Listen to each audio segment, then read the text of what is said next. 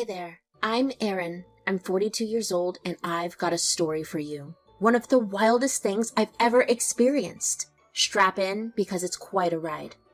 Let's rewind a bit. I got hitched back when I was 23 to my then husband Josiah. Life was good to say the least.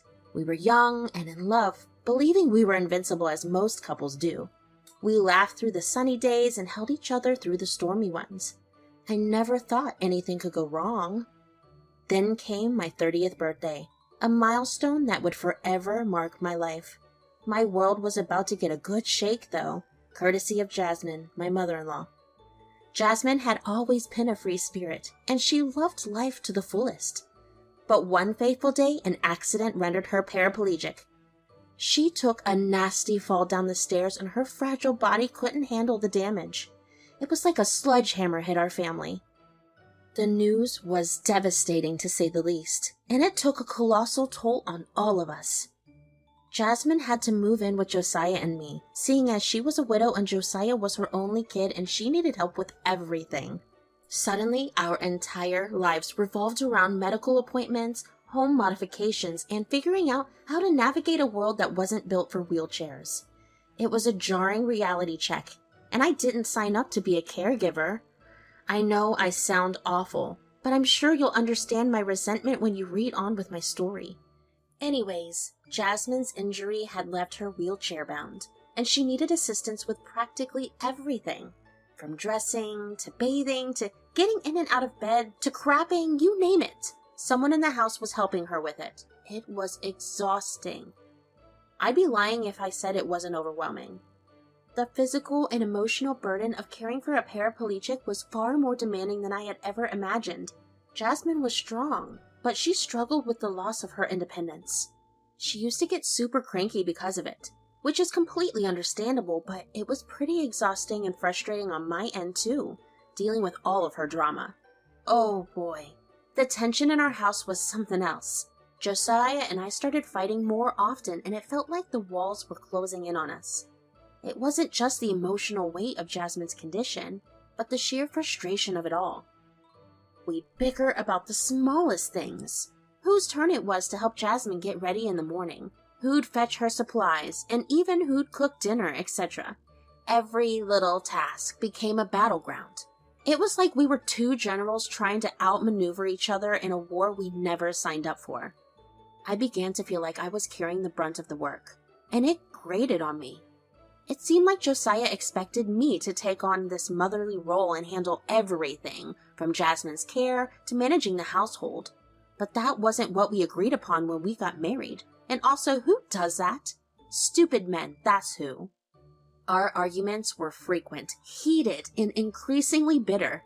The atmosphere at home felt tense and suffocating, which, let me tell you, is not a great mix when you already have a cranky mother-in-law who's in pain. It was as if we were two people drowning in the same storm, and instead of clinging to each other, we were pushing each other underwater. I knew it wasn't entirely Josiah's fault. He was grappling with his own feelings of guilt, anger, and helplessness regarding his mother's condition. It was just easier to take it out on each other. One day, Josh and I were getting into it. It was becoming somewhat of a norm at this point, and I'll admit I snapped. I said something that I shouldn't have. Erin, why haven't you cooked dinner? Because I was busy taking care of your mother. Why didn't you do it? It's not like you were busy. That's not the point, Er. You know I have responsibilities. Oh, and I don't? I didn't say that. Look, it's fine, okay? We'll order some food. I'm tired, Josiah. I know it's annoying getting the same crap, but what else can we do? Well, for starters, you could help out more. Are you being serious right now? I help out plenty. You're full of crap and you know it. What did you say to me? You heard me, Josiah. I never signed up for this. I never wanted any of this. I thought we'd have a life together, but it's like we're prisoners in our own home, chained to the needs of your mom. Prisoners? Erin, how can you say that? She's my mom, for God's sake. She needs us now more than ever. I know she needs us, Josiah, but I need you too. I miss the man I married and the one who was present and attentive to me. Now it's like you're only concerned about her. It feels like I'm drowning in the sea of caregiving and I'm losing myself in the process. You're being selfish, Erin. She's my mother, and you knew what you were getting into when we got married. Selfish? Josiah, I didn't know it would be like this. I didn't know I'd feel so alone in our own marriage. I just need you to understand how overwhelming this is for me, too. Our relationship was hanging on by a thread after that argument, and it didn't help that my dear old mother-in-law wouldn't see things my way and only take her son's side. Then came the day when Josiah dropped a bombshell on me. He had to go on a business trip for 2 weeks. At first, I didn't think much of it. In fact, I even wondered if he was using it as an excuse to get away from the mounting stress at home. Honestly, I couldn't blame him. I was even a bit jealous. 2 weeks didn't seem too long, and I hoped the distance would allow us to clear our heads and regroup, and maybe get better at handling the situation. But as those 2 weeks stretched into 3, my patience began to wear thin. I'd call him, asking when he'd return home, and he'd respond with a nonchalant, "Next week, Aaron, I promise." Next week became a mantra that echoed through my mind, a vague promise that felt more like a distant hope. I was growing more and more frustrated with each passing day. Our marriage was in shambles, and I needed my husband by my side. Yet it seemed like he had disappeared, both physically and emotionally. Well, folks, 3 months had gone by, and I was still asking him where he was and why he hadn't come home. Even Jasmine relented on her bitching and started worrying about her son. Aaron, have you heard from Josiah yet? No, I haven't. I've been trying to contact him, but he rarely responds to my messages anymore. When he does, he just talks about how the company is on the verge of going bankrupt and how it's all hands on deck, he says. He's too busy to talk or get into the details. That doesn't sound like him at all. He used to make time for us, even with his demanding job. I know, and that's what worries me the most. It was like he's shutting us out completely. Well, if you do get a hold of him, tell him to come back home. The more he stayed away, the more I questioned our future. Did he still care about our relationship, or had he given up on us entirely? My mind was a whirlwind of doubts and insecurities, and I couldn't help but feel abandoned in my time of need. Every day felt like an eternity without him, and I yearned for the days when we were a united front, facing life's challenges together. But now, it seemed like we were drifting apart, and I couldn't help but wonder if this business trip was a convenient excuse to distance himself from our problems. 3 months had turned into 6, and during that time, he had stopped responding altogether. Jasmine and I grew increasingly worried, obviously. We knew that this was no longer a work thing and that something needed to give. We had to find him, or at least know that he was safe, because it didn't just make sense for him to disappear like that. So we decided to contact Josiah's workplace directly to see if they had any information. It was then that we received the shocking news that he had quit his job several months ago and they had no idea where he could be. I was fuming, but most of all, I was scared. We immediately contacted the authorities, and a missing persons alert was broadcast. The police officers told us that the chances of finding him alive, given the amount of time that had passed, were slim to none. The weight of it all was crushing. I was left to shoulder the financial and emotional responsibility of everything on my own. I had thought about my last argument with Josiah, and the guilt gnawed at me. I knew that he was angry, but did I really push him away? Or was he out there somewhere needing help but unable to reach out? Both situations were ideal, obviously. Ironically, Josiah's disappearance brought Jasmine and me closer together. I guess it's not so ironic when you think about it, since we had each other. We shared our fears, our tears, and hoped that one day we would discover the truth about what had happened to him. But life began to go on. I had to beg my supervisor for a raise so I could keep up with Jasmine's medical bills, and thank God it was delivered. I also picked up extra hours just so we could stay above water, and let me tell you, I grew a hunchback with the amount of work I had to do. A couple of years flew by, and Jasmine and I got closer than ever. We'd been through a lot, and I appreciated her being there for me during the tough times. We both kind of accepted that Josiah was likely gone. It was tough, but we made peace with it. I thought we'd spend the rest of our lives mourning him and remembering the man he used to be. But something weird started happening. Jasmine seemed really keen on us moving on, leaving the past behind. She pushed us to start living again, as if she were encouraging me to get a fresh start. It was different from what I expected a grieving mother to do. Aaron, I've been thinking. About what, Jasmine?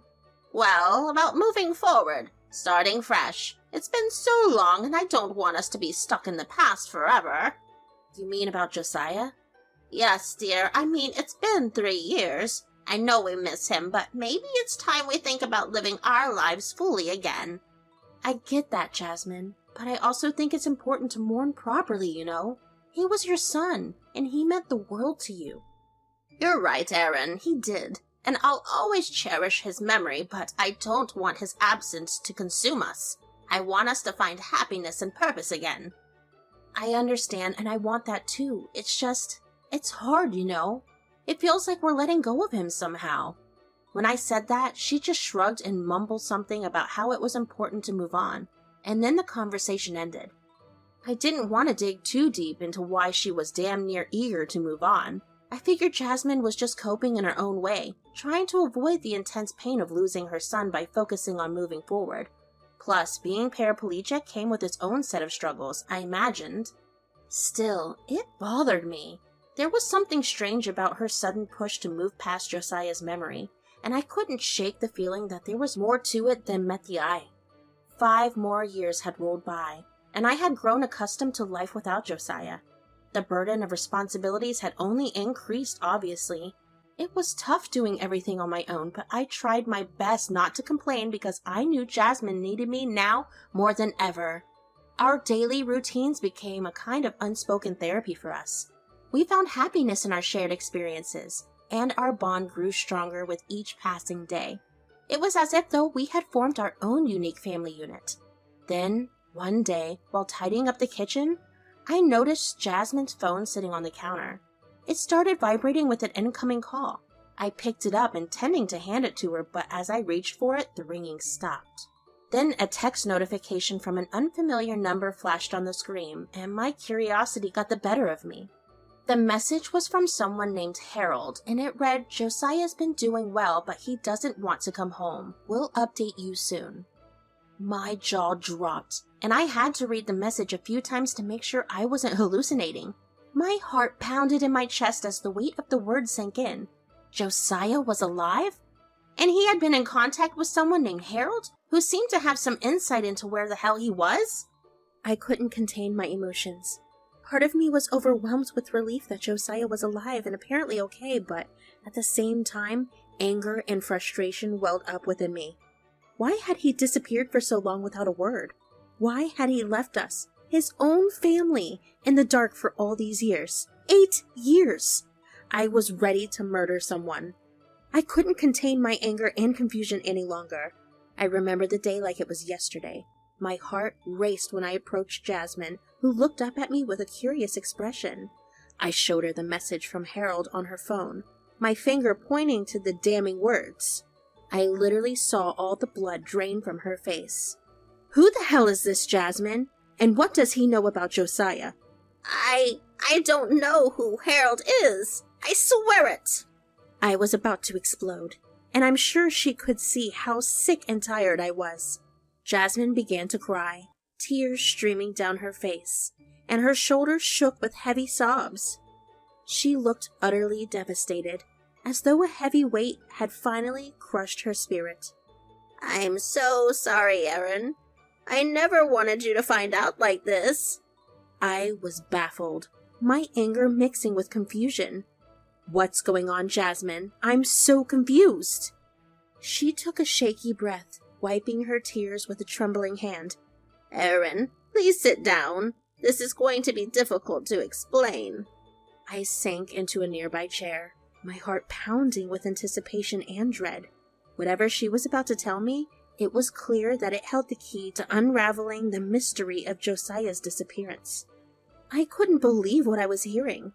Jasmine revealed that Josiah had been alive all these years, deliberately staying away from us and living a new life in Mexico? My mind was racing, trying to process this shocking revelation. Wait, he's been alive? For 8 years? Jasmine nodded, tears still glistening in her eyes. Yes, Erin. I found out 3 years after he disappeared. I was stunned into silence. All the years of hardship, the emotional pain, the sacrifices I had made, and he'd been out there living his life without a care? My frustration and anger swelled, and I couldn't contain it any longer. So I've been slaving away for 8 years, and you knew about all of this? Aaron, I didn't know how to tell you. I thought he'd come back eventually. I didn't tell you because, well, I thought you would leave me, and I have nobody. My son doesn't even want to be here. Who would I have been with if you left? You have to understand. My rage surged, and I couldn't hold it back any longer. I began yelling at her, calling her every name in the book, asking her how she could sleep at night knowing that she had lied to her daughter-in-law for 5 years. Jasmine tried to apologize, but I couldn't listen to her anymore. I needed answers, and I needed them now. I told her that if she didn't help me get in contact with Josiah immediately, I would expose everything to everyone, and I'd even sue because I'm sure Josiah wasn't paying his taxes in Mexico. She confessed that Josiah had been living undercover, choosing to live a carefree life. She begged and pleaded with me not to take such a drastic step, and eventually she relented. She gave me Harold's number. Turns out he was an ex-police officer who had helped her uncover Josiah's secret life. I had called Harold, the guy who helped Jasmine uncover Josiah's secret life. I was fuming, yelling at him through the phone, demanding to know how he could be a part of this whole mess. He sounded genuinely confused, saying he was just doing what was asked of him, and had no idea Josiah had a wife. I didn't care about his excuses. I told Harold, "You tell Josiah that I'm going to make sure his life is ruined, and he'll wish he was actually dead." Then, without waiting for his response, I hung up and stormed out of the house. That night, I couldn't bear to sleep under the same roof as them. I crashed at a friend's place, leaving Jasmine alone. I didn't care. My anger was beyond anything I'd ever felt. The next day, in the late afternoon, I returned home, still seething, planning on getting more clothes because I had literally stormed out of the house with nothing but my wallet, phone, and keys.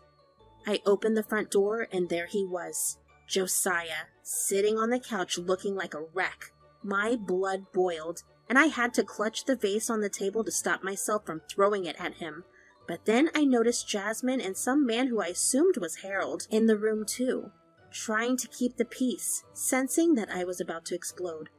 I shattered windows. "You've all been lying to me for years. Tell me why I shouldn't kill you right now." I turned my fury towards Josiah, who was now trembling like a leaf.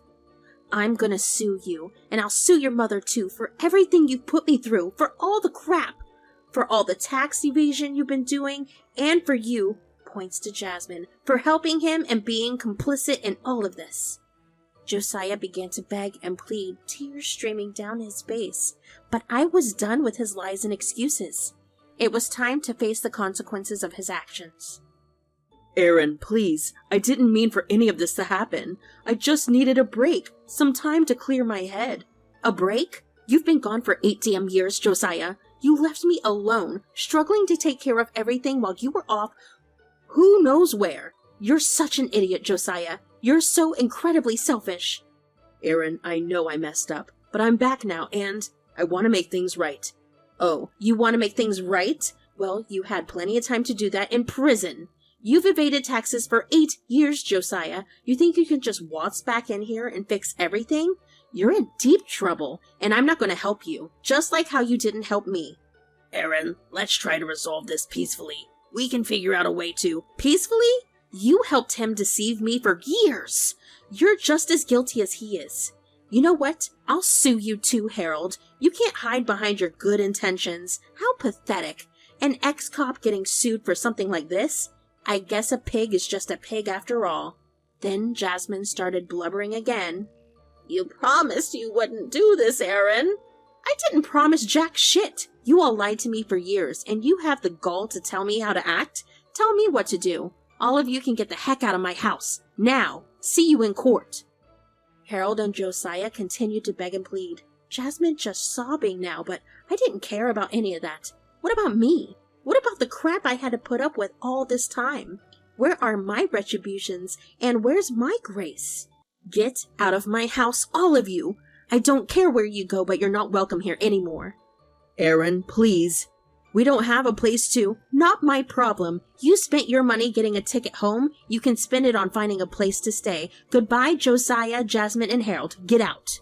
After trying to kick Josiah, Jasmine, and Harold out of my house, and after they refused to leave, eye roll, I had to call the police to get them to leave peacefully. It was a whole scene in my neighborhood, drawing all sorts of attention. I didn't care about what anyone thought because I was done playing nice. Now I'm in the process of building a case against them. Trust me, it's no easy task. 8 years of tax evasion and whatever other shady stuff they were up to is a lot to untangle. But I'm determined to see them behind bars, where they belong. Here's where I could use some advice. Have any of you been through something like this? I mean, I highly doubt it because it's so crazy, but if anyone has advice for me, please help me out. How do you go about building a case? Any legal experts out there with tips on what to focus on or how to approach this mess? I'm open to any suggestions or words of wisdom you can offer. And no, forgiveness is not an option. I'll keep you updated as things progress, and hopefully we can bring these idiots to justice. Thanks for listening, everyone, and if you've got anything from this story, the next time your spouse tells you they're going on a business trip, make sure you confirm it with somebody within the office. Otherwise, you might end up like me.